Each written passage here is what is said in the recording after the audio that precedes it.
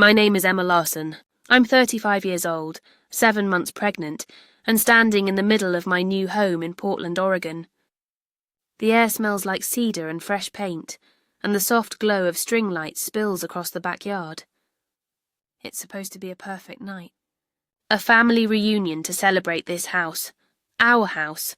The one I poured every dime of my savings into after years of grinding as an interior designer. My hands rest on my belly, feeling the gentle kicks of my baby boy. This is our fresh start, or so I thought. The living room is alive with laughter. My cousins are swapping stories over plates of barbecue ribs. My aunt's humming along to a jazz playlist drifting from the speakers. My best friend, Lily, is arranging drinks on the kitchen counter, her smile warm as she catches my eye. Even Michael, my husband, is here, though he's been distant lately, nursing a glass of red wine in the corner. I push the thought away. Tonight's about family, about this house, about the life we're building. Then it happens. My brother Nathan, 38, always the loud one, grabs the microphone from the little sound system we set up for karaoke. The room falls quiet, all eyes on him. His face is sharp, his smile tight, like he's been waiting for this moment. "I have an announcement," he says, his voice cutting through the air like a blade. I freeze, my heart thudding. I've spoken with a lawyer. As of today, I am the rightful owner of this house. He turns, his eyes locking on mine, cold and unyielding. Emma doesn't belong here. "She can't afford this place, and it's time for her to leave." The words hit me like a slap. My breath catches and the room spins. Gasps ripple through the crowd. My cousin Jenna drops her fork, her eyes wide. Lily's hand finds mine under the table, her grip tight, her whisper urgent. "Breathe, Emma, just breathe." But I can't. My face burns, my pulse hammering in my ears.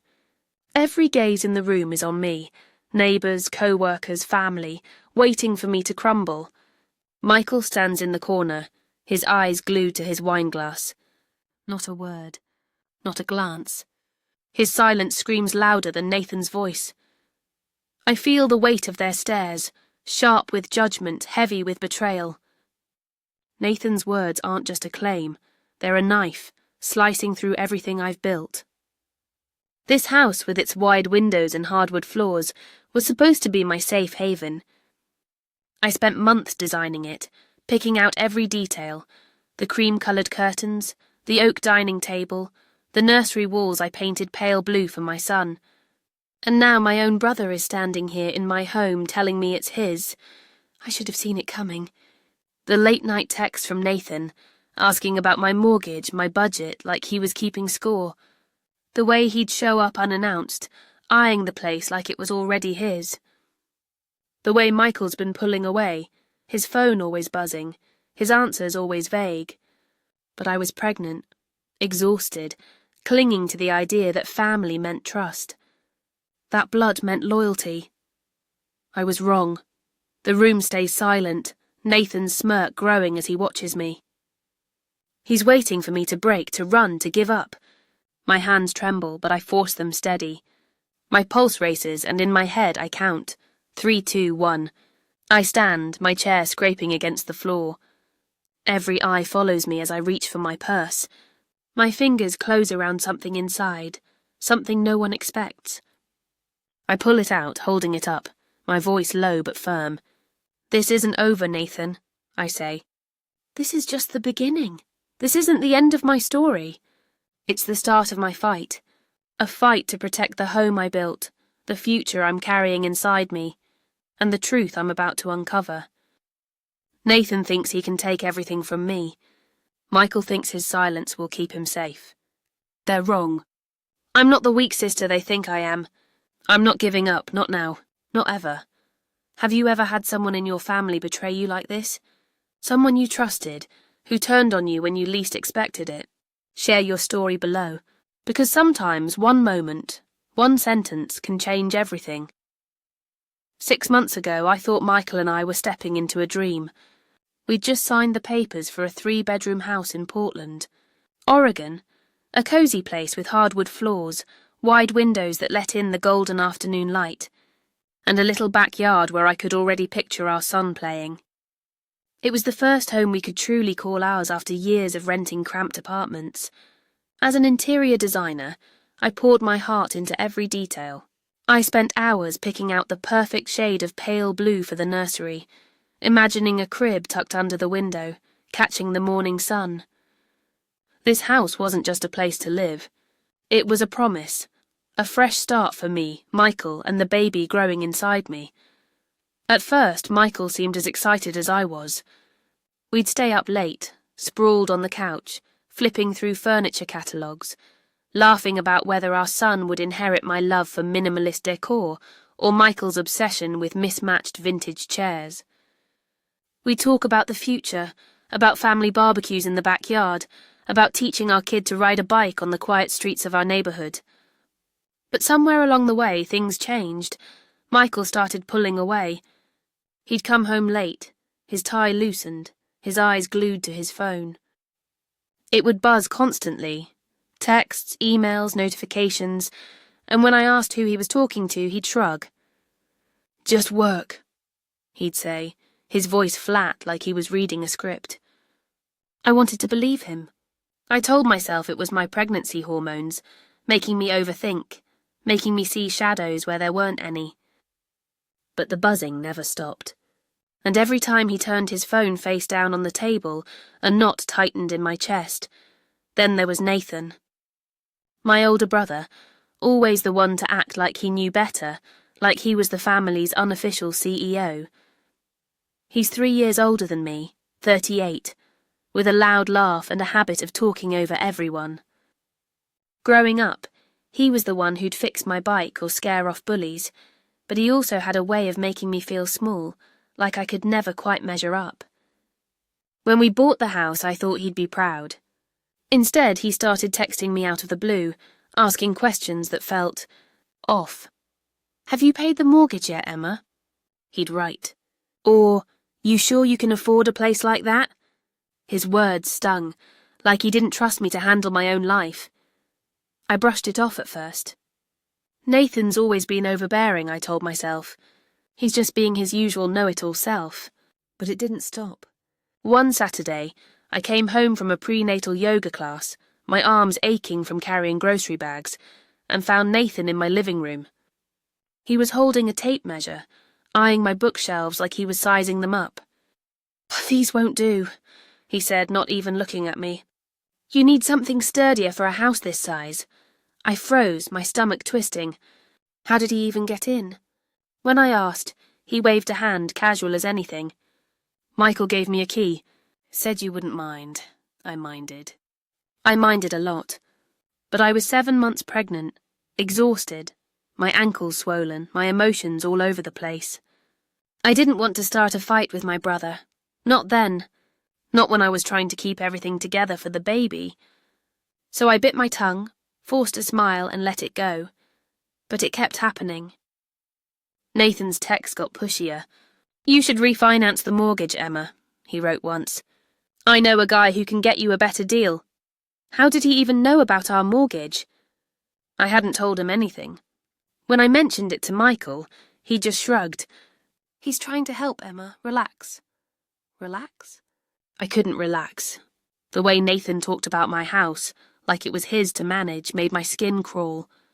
And Michael's nonchalance only made it worse. He'd come home, barely say a word, and bury himself in his phone again. I caught glimpses of notifications before he'd tilt the screen away. Something was wrong. I could feel it. One morning, I met my best friend, Lily, for coffee at a little shop near my office. She's been my rock since college, the kind of friend who can read your face like a book. I spilled everything. Michael's distance, Nathan's constant meddling, the key he shouldn't have had. Lily stirred her latte, her eyes narrowing. "Emma, this isn't normal. Nathan's acting like he's got a stake in your house. And Michael? He's not telling you something. You need to start paying attention." Her words hit me hard. I didn't want to believe Nathan could be anything but an annoying big brother. We'd grown up sharing secrets, sneaking cookies from the kitchen at midnight. Sure, he could be bossy, but malicious. I wasn't ready to go there. Still, Lily's warning stuck with me. I started watching Nathan more closely, the way he'd show up unannounced, commenting on my paint choices or the layout of the furniture. Once, I caught him flipping through papers on my desk, bills, mortgage statements. "Just curious," he said, with a smile that didn't reach his eyes. Curious. My chest tightened. This wasn't curiosity. This was something else. The breaking point came one afternoon when I got home from work. My feet ached, my back was killing me, and all I wanted was a quiet nap. But there was Nathan in my living room again, rearranging my throw pillows like he owned the place. His shoes left smudges on my hardwood floors. "This place needs a serious upgrade," he said, his voice dripping with judgment. "Emma, you're not cut out for a house this big." I stood in the doorway, grocery bags heavy in my arms, my pregnancy making every breath feel like a chore. "Nathan, what are you doing here?" I asked, my voice sharper than I meant. He turned, his smile cold, calculated. "I'm helping, Emma. This house deserves better than your choices." Helping? He hadn't asked to come in, hadn't even knocked. When I demanded to know how he got in this time, he shrugged. "Michael said it was fine. He trusts me to look out for you." My stomach churned. Look out for me? Or look out for himself? That night I confronted Michael. He was in the kitchen, his phone buzzing as usual. "Why does Nathan have a key?" I asked, my tone sharp. He sighed, loosening his tie, barely meeting my eyes. "He's family, Emma. He's just trying to help. You're overreacting." Overreacting? The word felt like a slap.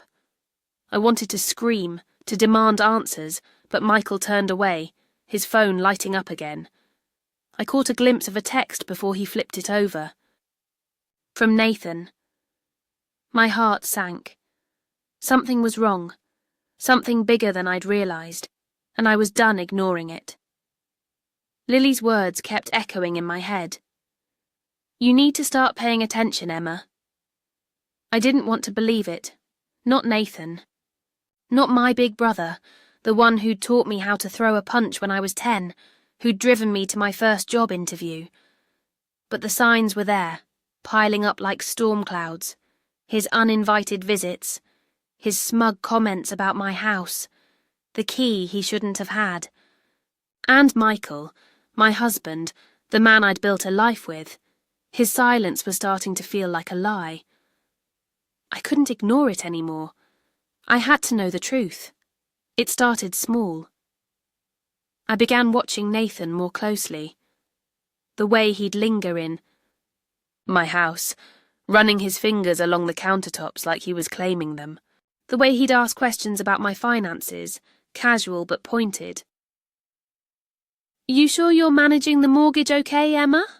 he'd say, his tone dripping with fake concern.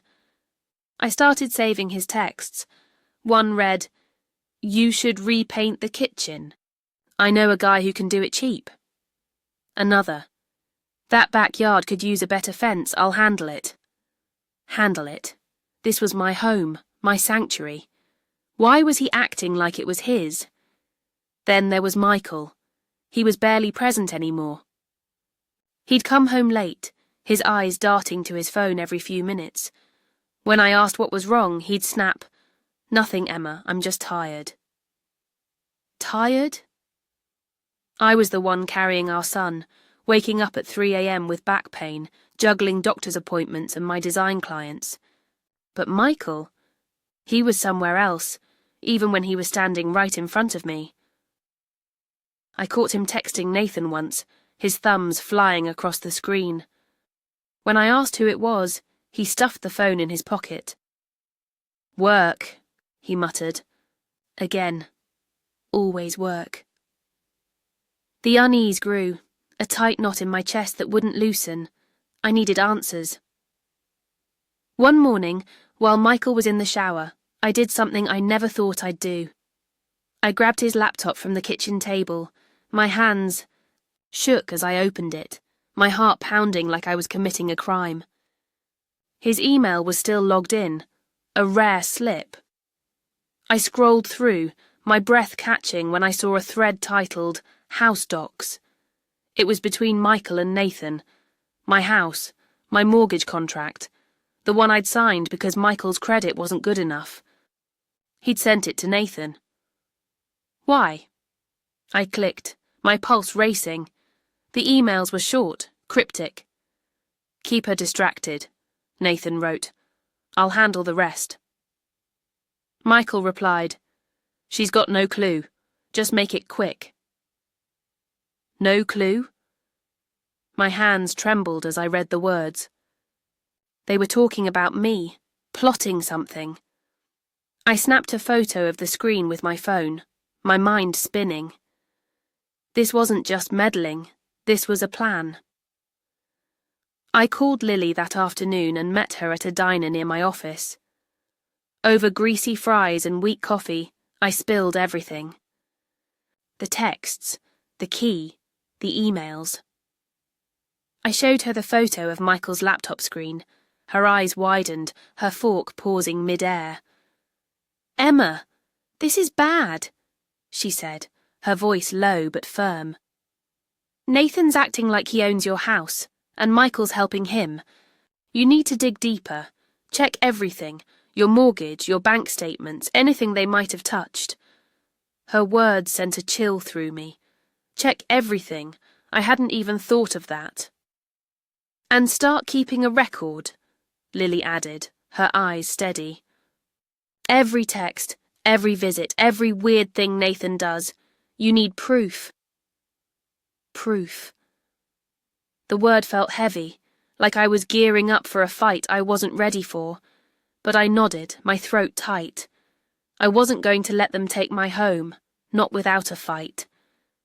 Back home, I became a detective in my own life. I saved every text from Nathan. His latest one read, You should redo the lighting, Emma. I know a contractor. I took screenshots. I noted every time he showed up unannounced, like the day he brought a stack of paint samples and said, I'm just planning ahead for when this place is mine. Mine. The word hit me like a punch echoing in my head. I wrote it down in a journal, my pen shaking. I saved the photo of Michael's email, the one with my mortgage contract. I even started recording his visits, keeping my phone in my pocket just in case. Then came the breakthrough. Sarah, a co-worker from my design firm, texted me one evening. You need to see this, she wrote, attaching a photo. It was Nathan and Michael, sitting close at a bar downtown. Nathan was handing Michael a folder, their faces serious, almost secretive. Sarah had been there for a client meeting and snapped the picture. They didn't see me, she said when I called her. But Emma, they looked way too cozy, like they're up to something. My stomach churned. Cozy. My brother and my husband plotting behind my back. I thanked Sarah, my voice barely steady, and saved the photo. That night I couldn't sleep. My hand rested on my belly, feeling my son's kicks, each one grounding me. This house was supposed to be his home, our safe place. But with Nathan's key in his pocket and Michael's secrets piling up, it felt like a battleground. The next day, I called Nathan. My hands shook as I hit the record button on my phone. I kept my voice calm, steady. Nathan, why do you keep coming to my house? I asked. He laughed, that sharp, condescending laugh I'd grown to hate. Emma, you're in over your head. This house is too much for you. It belongs to the family, and I'm just making sure it's handled right. Handled right? I pressed harder. Handled by taking it from me. He paused, his voice dropping. You should have stayed out of the way, Emma. Michael and I will take care of it. My blood ran cold. He'd said it, not outright, but close enough. I saved the recording, my heart racing. This wasn't just about control. It was about taking what was mine, I met Lily at her apartment. That evening, my phone loaded with evidence. Screenshots, the photo from Sarah, the audio file. She listened to Nathan's voice, her jaw tight. "This is disgusting," she said, her voice fierce. "They're trying to steal your life, Emma. You've got enough here to fight back." But then, something else caught my eye. Among Nathan's, emails on Michael's laptop. I'd found one he'd forwarded from a financial company. It mentioned a family trust fund I'd never heard of. My parents had passed years ago, and I thought their estate was settled. But this email hinted at something hidden. Money, assets, something Nathan was chasing, and he was using my house to get it. My mind raced. What was this fund, and why was Nathan so desperate to control my home? I looked at Lily, my voice shaking. "This isn't just about the house, is it?" She shook her head, her eyes steady. "No, Emma, it's bigger, and we're going to find out what they're hiding." I couldn't stay in that house anymore. Not with Nathan's key burning a hole in his pocket. Not with Michael's lies piling up like unpaid bills. Every creak of the hardwood floors, every shadow in the hallway, felt like a reminder that my home wasn't safe. So I packed a bag, kissed the pale blue nursery walls goodbye, and moved in with Lily. My pregnancy made every step heavy, but her spare room, simple, with a soft quilt and a window overlooking Portland's rainy streets, felt like a lifeline. "You're safe here," Lily said, pulling me into a hug. Her voice was steady, but her eyes were fierce. I nodded, my throat too tight to speak. I wasn't just running. I was preparing to fight. The next morning, I sat across from Karen Brooks, a lawyer recommended by a client at my design firm. Her office was small, cluttered with files, but her sharp eyes gave me a flicker of hope. I laid it all out. Nathan's uninvited visits, his claim about the house, the key he shouldn't have had. I showed her the screenshots of Michael's emails, the photo Sarah took of him and Nathan at the bar, the recording of Nathan saying I was in over my head. And then, the email about the mysterious family trust fund. Karen's pen tapped the desk, her brow furrowing. "This is serious, Emma," she said. "Nathan's trying to claim property that's legally yours, and Michael's complicity is a breach of trust. We can file against them both. Fraud for Nathan, violation of privacy for Michael." Her words lit a spark in me. Fraud. Violation. They weren't just words. They were weapons. I handed over everything. The mortgage contract in my name, the texts, the audio, the photo. Karen nodded, her voice calm but firm. "We've got a strong case. But Emma, this won't be easy. Family fights get ugly." I swallowed hard, my hand resting on my belly. My son's kicks reminded me why I was doing this. Not just for me, for him. For the home I'd promised him. Days later, my phone lit up with notifications. Nathan had posted on social media, a long, venomous rant. "Emma's abandoned her responsibilities," he wrote. "She walked out on Michael, left him with nothing. She doesn't deserve that house."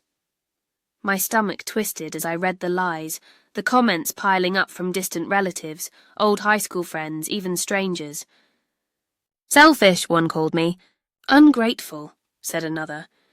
My own brother painting me as the villain. The humiliation burned, hotter than I expected. I wanted to fire back, to tell the world the truth, but Lily stopped me. "Don't," she said, her hand on my shoulder. "We'll fight with facts, not posts." She was right. But the shame lingered like a bruise I couldn't ignore. Then Sarah, my co-worker, pulled me aside during a lunch break. "I found something," she whispered, sliding a printed email across the table. It was from Nathan to a financial company, claiming he was the co-owner of my house and requesting a title transfer. The document was a mess of lies, my signature forged, a fake payment history claiming he'd contributed to the down payment. "I got this from a friend at the agency," Sarah said, her eyes sharp. "Nathan's been pushing this behind your back for weeks." My hands shook as I read it. Forged. He'd forged my signature. My name, my home. I sent the email to Karen immediately, my resolve hardening. This wasn't just about control, it was theft. But there was more. That family trust fund mentioned in Nathan's email? I couldn't shake it. My parents had passed years ago, their estates supposedly split evenly between Nathan and me. Or so I thought. I started digging, combing through old family documents in a box I'd kept in storage. And then I found it. A letter from my dad, tucked inside a faded envelope. It was his handwriting, shaky but clear. "Emma," it read, "the trust fund is yours. Nathan's been managing it, but he's not to be trusted. Protect it." My heart stopped. A trust fund? My dad had never mentioned it. Neither had Nathan. The letter hinted at a sum of money, investments, meant for me and any children I might have. But Nathan had been in charge, handling the accounts after Dad's death. And now, he was using my house to cover something up. The pieces clicked together, sharp and brutal. Nathan wasn't just after my house. He'd been siphoning money from the trust fund, my inheritance, and needed my property to hide his tracks, to make it look like a legitimate asset transfer. The betrayal cut deeper than I thought possible. My own brother, stealing from me, from our parents' legacy. And Michael? He was in on it. I needed to know how deep this went. I asked Michael to meet me at a park near Lily's place, my phone recording in my pocket. He showed up, his face tense, his hands stuffed in his jacket. "Why, Michael?" I asked, my voice low but steady. "Why, Nathan? Why my house?" He shifted, avoiding my eyes. "It wasn't supposed to go this far," he mumbled. "Nathan said we could sell the house, split the money. I owe him, Emma, debts from before." "Debts?" My chest tightened. "You plan to take it from me," I said, my voice shaking but firm. He didn't deny it. "Nathan pushed me into it," he said finally, his voice cracking. "He said you didn't need the house, that it was better for everyone." Better for everyone? I stopped the recording, my heart pounding. His confession was raw, undeniable. Another piece of the puzzle. The courtroom was quieter than I expected. Portland's grey light filtered through the windows, casting shadows on the wooden benches. I sat beside Karen, my hands clasped tightly, my pregnancy making me shift uncomfortably. Across the room, Nathan and Michael sat stiffly, avoiding my gaze. Karen stood, her voice clear and commanding. She presented the evidence, the emails between Michael and Nathan, plotting to take my house. The recording of Nathan's smug admission, the photo of them at the bar, the forged title transfer email with my faked signature, and then the letter from my dad, proving the trust fund was mine, and that Nathan had been stealing from it for years. The judge's face was unreadable, but I saw Nathan's hands twitch, his composure slipping. Michael's jaw was tight, his eyes fixed on the floor just like at the reunion. When it was their turn, Nathan's lawyer argued he'd acted in good faith, claiming the house was a family asset. Michael's attorney said he'd only shared the contract to protect Nathan's interests. Karen tore their claims apart, pointing out the forged signature, the timeline of Nathan's theft from the trust fund, and Michael's complicity. The judge leaned forward, her voice sharp as she questioned Nathan about the trust fund. He stammered, his face flushing, unable to explain the missing money or the fake signature. Michael stayed silent, offering no defense. After what felt like hours, the gavel struck. The house was mine solely in my name. Nathan had no claim. Michael was ordered to pay damages for violating my privacy. And Nathan? His forged documents and trust fund theft triggered a criminal investigation. Whispers followed him out of the courtroom, his reputation in our tight-knit Portland community crumbling. I glanced at Lily in the gallery, her nod fierce and proud. A weight lifted off my chest. That afternoon, I walked to Karen's office and signed divorce papers, my hand steady despite the ache in my heart. Michael wasn't the man I'd married. He'd chosen Nathan's lies over our family, over our son. I wasn't going to let him define my future. The papers were filed, cutting him out of my life for good. The courtroom victory felt like a weight lifting off my shoulders, but the scars of Nathan's betrayal and Michael's silence lingered. I'd won back my house, my name cleared, my future secured. But it didn't erase the ache in my chest, the sting of knowing my own brother and husband had tried to tear my life apart. For weeks I couldn't stop replaying that night at the reunion, Nathan's cold voice echoing, Michael's eyes fixed on the floor. I'd fought so hard, but I was tired, so tired. My hand rested on my belly, my son's kicks reminding me why I couldn't give up. This wasn't just about me anymore. 2 months later, I gave birth to Noah in a Portland hospital room flooded with sunlight. Lily was there holding my hand, her laughter mixing with my tears as I held my son for the first time. His tiny fingers curled around mine, his eyes wide and curious, like he already knew we'd been through a war together. Noah. The name felt right, like a promise of calm after the storm. In that moment, staring at his perfect little face, I felt something shift inside me. The pain was still there, but so was hope. A new beginning.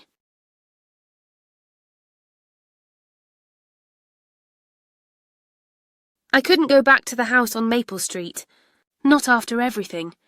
The memories of Nathan's smug smile, Michael's betrayal, were etched into every corner.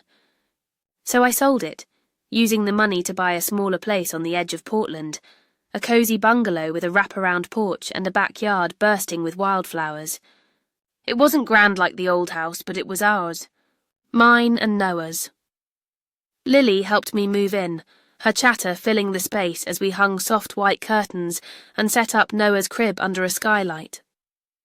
"This place is perfect," she said, her smile bright. "It's you, Emma."